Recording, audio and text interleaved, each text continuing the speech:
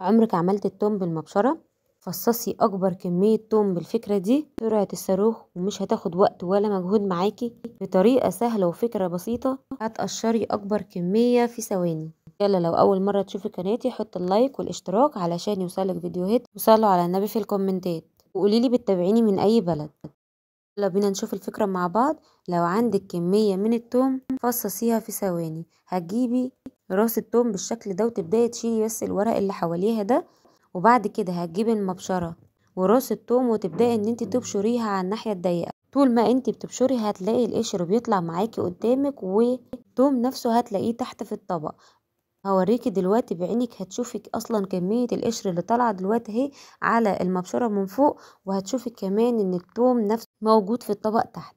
انا اهو ببشر اهو راس التوم معاكي وهي سليمة زي ما هي. بصي كمية القشر اللي على التوم اللي على المبشرة من بره، والثوم نفسه اللي تحت هوريهولك برضو بالمعلقه دلوقتي. هروح اجيب المعلقه واجي هوريكي دلوقتي ان الثوم نزل في الطبق من تحت، وادي القشر عليه على المبشره من فوق. تمام، فكره سهله وبسيطه بجد هتخليكي تقشري كل الثوم بدل ما تقشريه وبعد كده تضربيه في الكبه. عملتيه في ثواني بفكره سهله بالمبشره. بصي الثوم مفيهوش قشر خالص، لان القشر طلع على المبشره من فوق، وده شكله بجد حلو جدا وفكره سهله وسريعه. يلا بقى لو عجبتك الفكرة واستفدت منها ما تنسيش بقى تحطي لايك وصلوا على النبي في الكومنتات علشان كلنا نكسب حسنات. بس برضو بوريكي اهي راس التوم في ايدي قربت تخلص من بشر التوم، ووريتك كمان القشر. بص القشر كمان في قشر طالع اهو برضو من المبشرة. التوم نفسه والقشر فصلوا عن بعض زي ما انت شايفه. جينا على الفكرة اللي بعد كده. لو عايزة تاخدي معاكي مقص في الشنطة ومش عارفة تاخديه ازاي، لانه هيفتح منك طبعا في الشنطة وممكن يعور ايدك لو ايدك اتحطت في الشنطة، فانتي هتجيبي استرتش وبعد كده هتلفي السن بتاع المقص ده كويس جدا كده زي ما انت شايفة بالطريقة دي. تمام، وبعد ما هتلفيه بالشكل ده عمره ما هيفتح معاكي تاني ولا هيعور ايدك ولا اي حاجة، وتقدري تاخديه معاكي في كل مكان بطريقة سهلة وبسيطة. بصي خلاص كده ما عادش بيفتح ولا اي حاجة، هيدنه مقفول زي ما انت شايفة كده لغاية ما انت تيجي تستخدميه. بينا بقى على الفكرة اللي بعد كده. لو عندك البرية بتاعت الاولاد ما بتبريش كويس، بصي هوريكي ان القلم بصي عمالة تقصفه وكمان مش راضية تبري. هوريكي بصي القلم هنا ضغطة عليه كويس جدا وعمالة الف فيه جوه البرية مش راضي يبري خالص. طيب هو ايه اللي مش خليه يبري كده والقلم مش واصل اصلا للموس بتاع البراية؟ هتجيبي كده المفك، شايفة المسمار اللي موجود في البراية ده بيكون مفكوك شوية، هتبدأي انت تجيبي المفك كده وتربطيه كويس، وبعد كده هتبدأي تبري القلم. بصي القلم برى معاكي بسرعة، وكمان البري بتاع القلم اللي هو الخشب نفسه طالع، شوفي طالع مستقيم ولا حتة متكسرة ولا اي حاجة، لانك قفلت المسمار كويس جدا ووصلتي الموس بالقلم وانت بتبريه. تمام، اعملي بقى الفكرة دي لو البراية بتاعت الاولاد ما بتبريش كويس واستخدميها. يا رب تكون الافكار عجبتكم. بينا بقى على الفكرة اللي بعد كده. ساعات المكان ده اللي هو اللزق بتاع باب التلاجة ما بيقفلش كويس، فهقولك على فكرة هتنضفيه وهيرجع كأنك لسه شارياه. طبعا احنا بنحط عيش ساعات في الفريزر وبنحط حاجات في الفريزر، فالمكان ده ممكن يقع منه اي حاجة من الفريزر، ممكن ردة بتاعت عيش اي حاجة. فهتجيبي اي بطاقة قديمة وهتلف عليه منديل مبلل زي ما انت شايفة كده، وبعد كده هتبدأي ان انت تروحي على المكان ده وتمشي جواه البطاقة كده زي ما انت شايفة.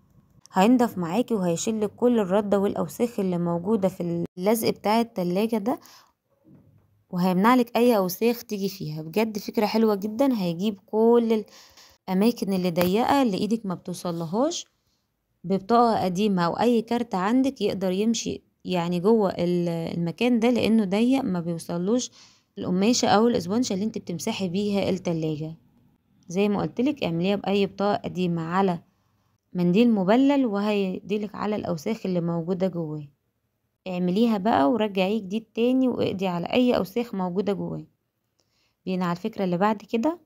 هقولك على فكرة حلوة تقشري بيها البطاطس بسرعة جدا بدل ما تقشري بيها واحدة واحدة زي ما انت شايفة كده زي ما انا بوريكي. طبعا بتقشري البطاطساية وترجعي تقشري التانية الصوابع، فالفكرة دي هتغنيكي عن الحركة دي. هتبدأي تقشري البطاطساية عادي جدا لشرايح بسرعة. انا هوريها لك بس كده بطيئة، وبعد كده هعمل لك التانيين بسرعة علشان تشوفي قد ايه الفكرة سهلة جدا. ممكن تعمليها بسرعة طبعا الاولاد الصبح عشان بيبقوا مستعجلين على المدرسة. هتجيبي البطاطساية وتعمليها زي ما انا وريتك كده، تقطعيها شرايح وتضميهم على بعض، وتبدأي ان انت تقطعيهم صوابع حتى بتكون الصوابع متساوية وزي بعض، وتكوني قشرت البطاطس بسرعة جدا. هوريكي واحدة كمان دلوقتي، بصي بسرعة اهي. هتقشريهم بسرعة وهتانك ماسكاهم في ايديكي، وهتبدأي ان انت بالسكينة تنزلي عليهم كده لصوابع زي ما قلتلك، بتبقى متساوية وسريعة الفكرة وسهلة جدا. بتوفر عليكي انك تمسكي واحدة واحدة وتبدأي ان انت تقطعيها شريحة شريحة. شفتي الطبق اتملى ازاي؟ كملت بقى باقي البطاطس. الفكرة اللي بعد كده كمية في كيس السكر، وبنبقى خايفين تقع مننا في التربو او على الرخامة. هقولك على فكرتين تقفلي بيها كيس السكر كويس جدا، وتمنعي اي حشرات يدخل في كيس السكر. هتسخني المعلقة كويس جدا، وتيجي كده على كيس السكر تبدأي ان انت تمشيه عليها كده، وتقفلي بالراحة جدا بايدك، بس حسبي لا تتلسعي. معلقة طبعا انا مسخناها على النار، والمعلقة سخنة جدا. هبتدي ان انا امشيها كده على كيس السكر، وهيقفل معاكي بكل سهولة، وعمر ما هيقع منك لا على الرخامة ولا في تربو. مهما حركتي كيس السكر انت كده قفلتيه من جديد كأنك لسه شارياه. كلنا عارفين طبعا ان السكر غالي، فياريت نحافظ عليه ونقفله كويس جدا. لو على فكرة عجبتك بقى متنسيش تحطي اللايك. هتجيبي كده الكمية اللي عندك من قشر البيض، تمام، وبعد كده هتجيبي ابرة وتدخلي فيها الخيط، وبعد كده هتبدأي ان انت تمسكي قشرة البيض، وتبدأي ان انت تدخلي فيها الفتلة بالشكل ده، تمام. هعمل كل الكمية زي ما قلتلك كده، هدخل فيها الابرة وهعديها من الناحية التانية. المهم ان انا احط كل كمية البيض دي في الخيط زي حبل كده زي ما هوريها لك دلوقتي. وبعد ما خلصت الكميه زي ما انت شايفه كده، وخلصت كل كميه البيض ودخلت القشر جواها، هقول لك الفكره دي هنعمل بيها ايه. والضميها من تحت كده بالشكل ده كده يعني اعمليها فتله تخينه شويه علشان خاطر البيض ما يتزحلقش منك ويفك منك، وتبداي تعمليه تاني. المهم ان انت تكوني حاجزه البيض في الفتله بالشكل ده، وبعد كده هتروحي بقى على باب الشقه، وهتبداي ان انت تعلقيها في المكان مفتوح، او ممكن يكون على باب البلكونه. لو بيدخلك في قشر البيض ده مش هيخليه يدخل تاني، وهيطفشهولك من البيت نهائي. بجد فكره حلوه جدا. علقيها على البلكونه او باب الشقه او الشباك، المكان اللي بيخش منك يخش منه يعني البراس، هيقضي على البرص نهائي ومش هيخليه يجي تاني، وهيطفشه من البيت. لو عجبتك الفكره بقى حط اللايك والاشتراك وشارك الفكره علشان غيرك يستفيد. يلا بينا ندخل على الفكره اللي بعد كده.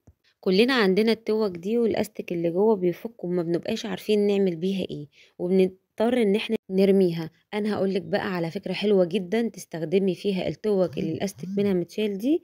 تعالى بينا هنروح بالتوكة دي على باب الاوض. لو اللسان مفكوك منها، او عندك اطفال كل شوية يفتحوا ويقفلوا في الباب ويرزعوا في الباب كده، فالفكرة دي حلوة جدا، مش هتخلي الباب يرزع. وكمان لو طالعه تمسحي سلم او نسيتي مفتاح الشقه وعايزه بس تحجزي الباب نازله تحت وجايه، فالفكره دي حلوه جدا. هتحجز لك الباب الاوضه ومش هيتقفل معاكي بسهوله خالص. هيحجز يعني زي ما انت شايفه كده، ومش هيتقفل. اهي شايفه التوكه محطوطة اهي، وما بتعملش اي صوت ولا ازعاج خالص، انك كل شوية تفتحي وتقفلي في الباب. الاولاد طبعا لما بيجوا يلعبوا يرزعوا الباب كده، فبتبقى وحشة جدا. فالفكرة دي هتخلي الباب يتحجز كده ومش هيتقفل بسهولة خالص. عندك ازاز مراية، ازاز الالموتال بتاعي زي ما انت شايفة كده. الشباك عندي بيتلحوز جدا من الايدين من الفتح والقفل. هقولك على فكرة حلوة جدا هتلمع لك الازاز. حتة سلك المواعين الناعم ده، مش الخشن طبعا، سلك المواعين الناعم، بلاش الخشن عشان ما يجرحلكيش الازاز، خلينا في الناعم. هتجيبي كده حته سلكه وتبداي ان انت تمشي على الازاز على الناشف، مش هتحطي ميه ولا صابون ولا اي حاجه. كل الكلام ده ولا حتى بالاسبونشه، كل الكلام ده بيليط الازاز وبيخلي شكله مش حلو. حته سلكه كده على الناشف هتبداي ان انت تعملي. حتى شفتي الازاز بيلمع ازاي؟ انا عامله الطريقه دي وعلى طول بعملها حتى في المرايات. عادي جدا بتشتغل، مرايه الحمام، مرايه التسريحه، اي حاجه عايزه تلمعيها بالطريقه دي. وحتى عندي بديل رخام في الحيطه بعمل معاه الطريقه دي على الناشف، بتنفع جدا. اجي اكوي الجلابيه بتاعت جوزي او قميص او اي حاجه، الزراير دي بتكون ملزوقة بلزق جواها، فطبعا مع السخونية هتفك، او حتى مع الزراير اللي هي بتتخيط بالخيط. فالفكرة دي هتجيبي المعلقة كده وهتحطيها على الزرار وانت بتكوي بالطريقة دي زي ما هوريكي دلوقتي. هتشوفي قدامك هتحطي كده وهتبدأي ان انت تمشي حواليها بالمكوى علشان تكوي الجلابية كويس جدا من عند الزراير. بكده عمر ما الزرار اللي هو الملزوق ده يفك منك من الحرارة، ولا حتى اللي هو بخيط برضو مش هيفك معاكي من سخونية المكوى، ممكن الخيط كمان يفك. انت بكده اهو حافظتي على عمر الزرار اللي موجود في الجلابية او القميص او اي حاجة عندك بتكويها. بالمعلقة هتحطيها بالشكل ده وتبدأي تكوي عليها، بس خلي بالك برضو من الزرار التاني وانت بتكوي، يعني اكوي حتة حتة زي ما انت شايفة كده، وحطي المعلقة بتمنع المكوى، حرارة المكوى توصل للزرار. فكرة بسيطة جدا، بالمعلقة وانت بتكوي هتحميلك الزراير وهتطول عمرهم فترة أطول. يلا بقى لو لسه ما حطيتيش اللايك حطيه، واشترك في القناة علشان يوصلك أي أفكار أنزلها جديدة.